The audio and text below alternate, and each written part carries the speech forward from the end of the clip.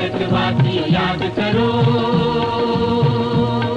ऐ भारतवासियों याद करो, उस पूर्व के जल दुर्ग को रोंगटे खड़ा कर देने वाले उस पवित्र महाद्वीप को। लुप्त है जहाँ समाधियाँ स्वतंत्रता संग्राम वीरों की, कर लो याद कम से कम उन अभागे त्यागियों की। ऐ भारतवासियों याद करो,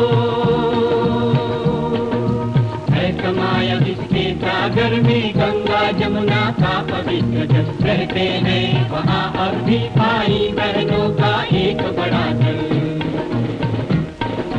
भारत के हर प्रांत के लोग पाएंगे आप वहाँ, भारत की हर बोली सुन पाएंगे आप यहाँ। कुछ तो ऐसे हैं जिन्होंने मातृभूमि को देखा नहीं, फिर भी रखते पास अपने हैं सुनहरी याद कभी। भारतवासियों याद करो,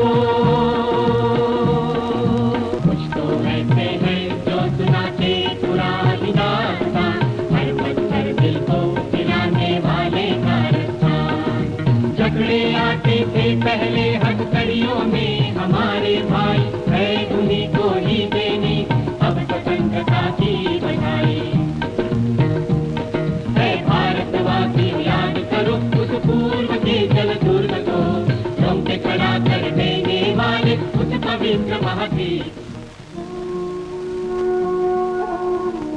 To be able to pay tribute here, I have come on a long pilgrimage to investigate the past, to find some connection between these remote islands and India's struggle for freedom.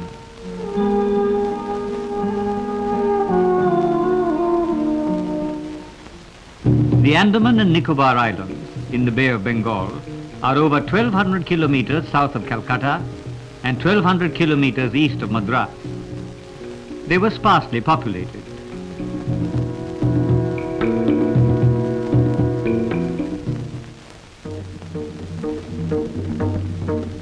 During the First War of Independence in 1857, the British chose to send freedom fighters as far away from mainland India as possible.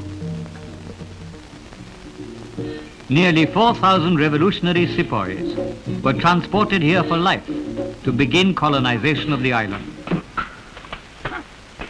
Freedom fighters were treated worse than criminals.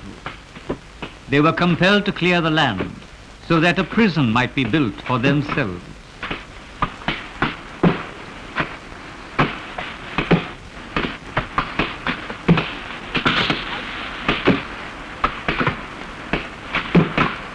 The conditions were savage, subject to malaria, leeches, scorpions, and the most primitive of hazards.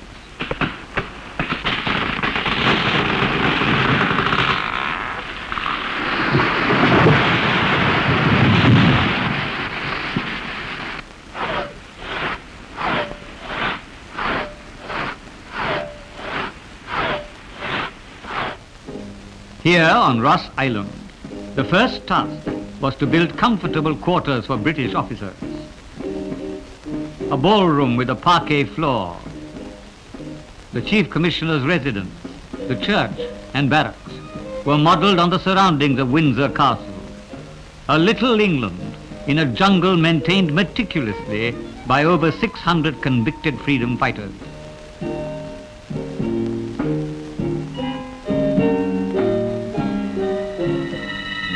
To be sent to the Andamans was considered to be a living death, and hence it came to be known as Kalapani.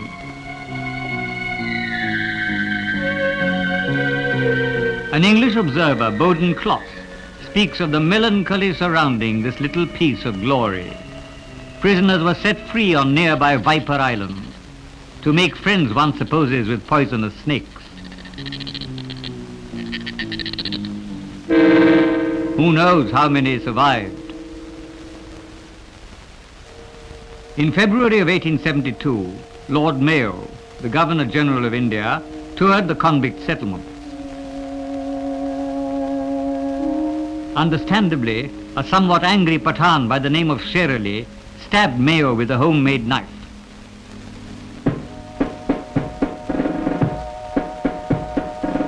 Lord Mayo's death took Sher Ali's neck to the gallows.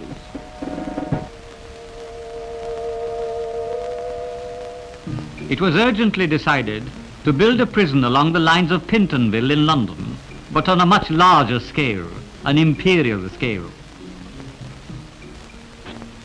Construction began in the year 1893. At about this time, at the World Parliament of Religions in Chicago, Swami Vivekananda and others were speaking of the freedom of the human spirit.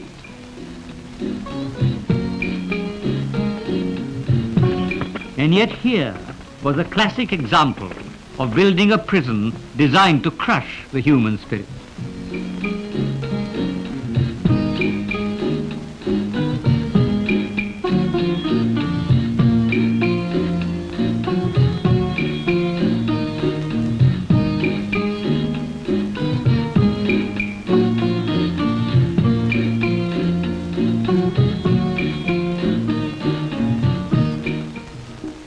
As the freedom movement grew in India, so did the number of prisoners.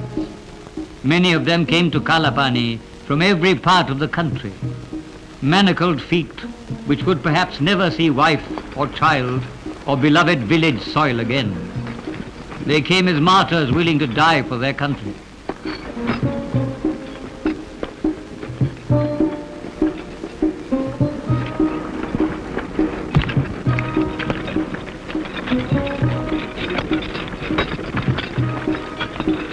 The very entrance to the cellular jail was decorated with instruments of intimidation and cruelty. The idea was to terrify the new arrivals into submission.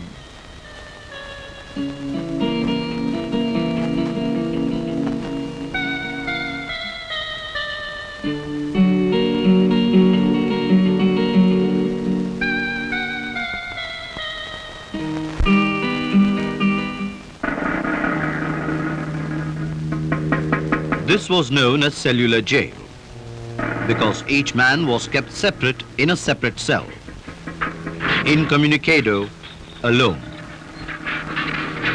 There were no dormitories, there was no communication.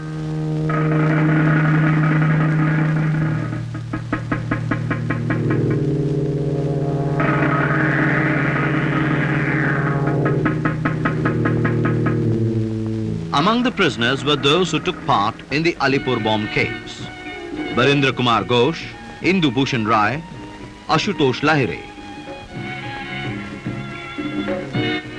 The Nasik conspiracy case: Daji Narayan Joshi, Balarao Damodar Savarkar, Veer Savarkar. The Gadar party: Bhan Singh, Baba Sohan Singh, Baba Mandan Singh, Baba Gurmukh Singh, Ram Sharan Das and others. The Lahore conspiracy case by Parmanand, Prithvi Singh Azad and others. Khulna conspiracy case: Bindu Bhushan De, Nagendra Chandra Deb, Kehar Singh, Pramodnath Ghosh. Utakaman, Shambhunath Azad. Those who took part in the Rampa peasants' revolt in Andhra. Chittagong armory raid case: Ananta Singh, Randir Das, Ganesh Ghosh and others. There were so many hundreds of patriots, known and unknown, who suffered for the motherland.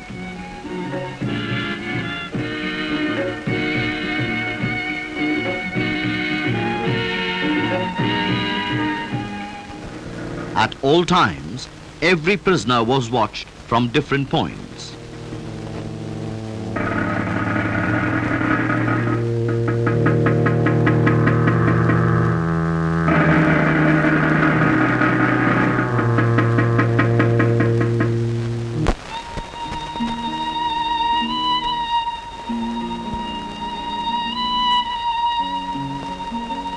One of the more charming brutalities of entry into the cellular jail was that each victim was subject to solitary confinement for the first 6 months as a matter of course.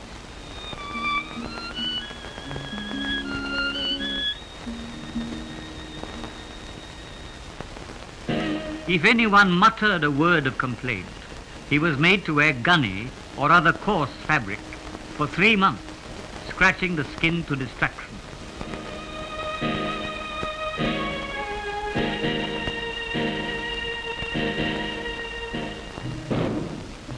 A prisoner's preliminary work had to be done in his cell.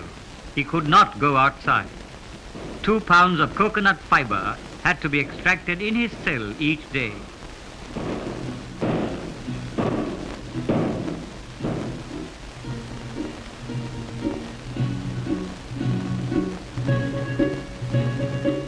If he complained about coconut, he was given cactus or a thorny plant, so that the pain of the hands seared the mind.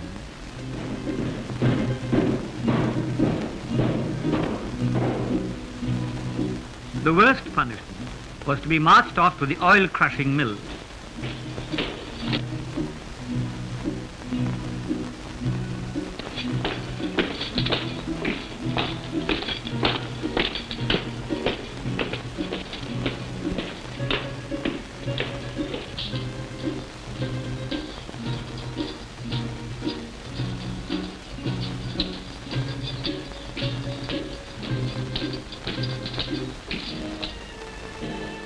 Back-breaking work, men working like bullocks. And if they did not press out 30 pounds of oil per day, they had to make it up the next day.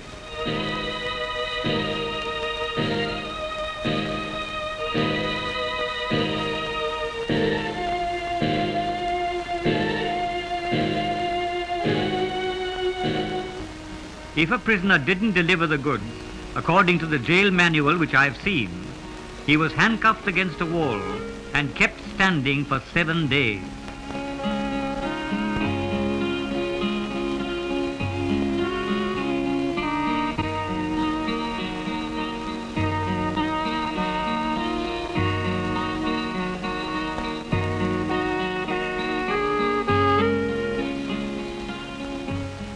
Whenever a prisoner was being flogged, everyone was compelled to watch.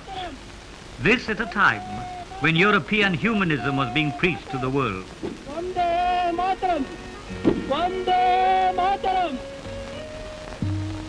Every prisoner was forced to watch the execution of a comrade.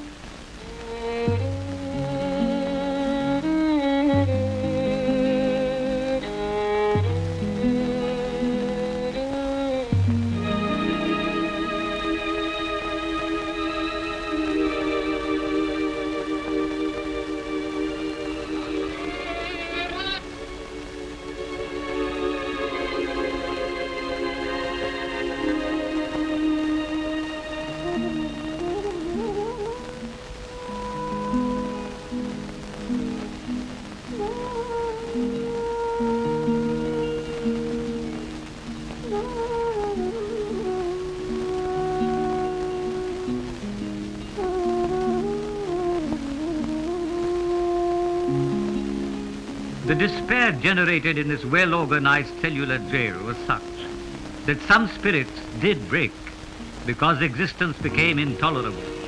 Hence, suicide, an odd tribute to the efficiency of the British administration.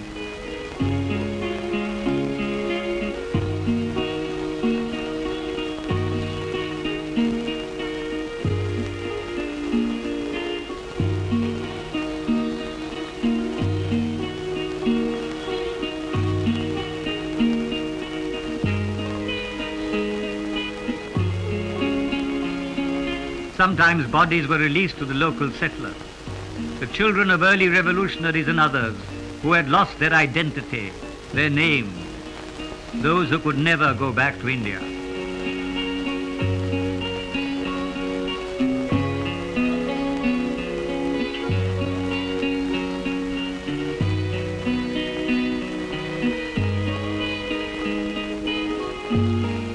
During my research, I found accounts of poets and writers who scratched their words, their lyrics.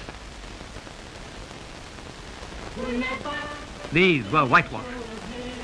But most of those who survived remembered each word of what they had written on the walls of the cellular jail.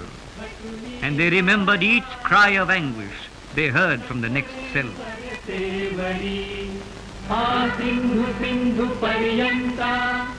यस्य भारत भूमिका पितृभू पुण्यभूश्चैव तवै हिंदुरिति स्मृतः हाय तुझा गोड गातची गाना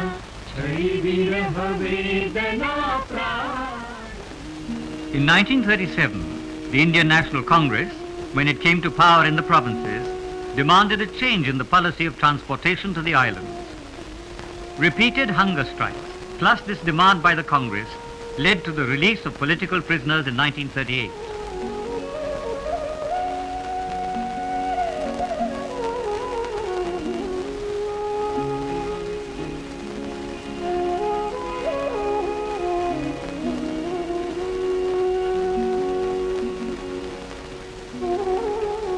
During the Second World War, when the Japanese army occupied the islands, some of the soldiers let loose a reign of terror. They killed a number of local inhabitants and functionaries because they thought they were spying for the British.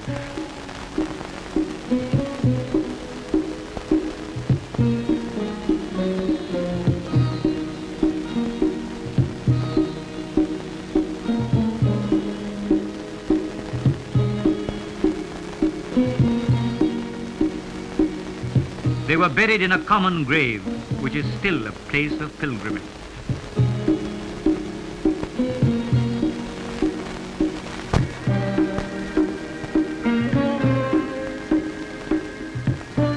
On the 29th of December, 1943, Subhash Chandra Bose landed at Port Blair. He went to the cellular jail to pay homage to those who had given their blood and ashes for their country.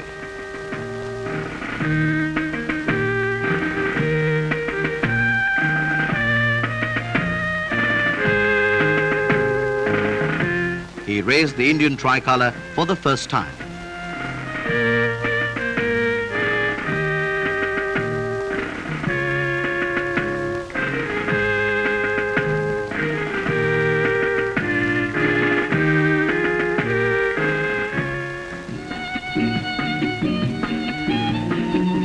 Independence came and Andaman and Nicobar Islands ceased to be a penal colony. Kalapani.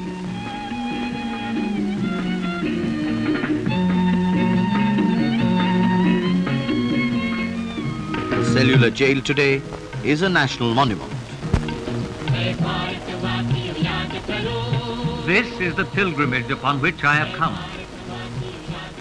There are so many names which I would like to remember.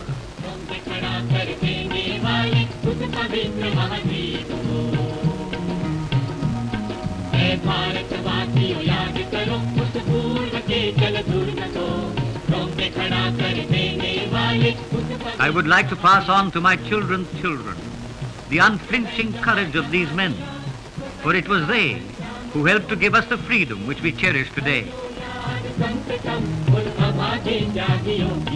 है भारतवासियों याद करो।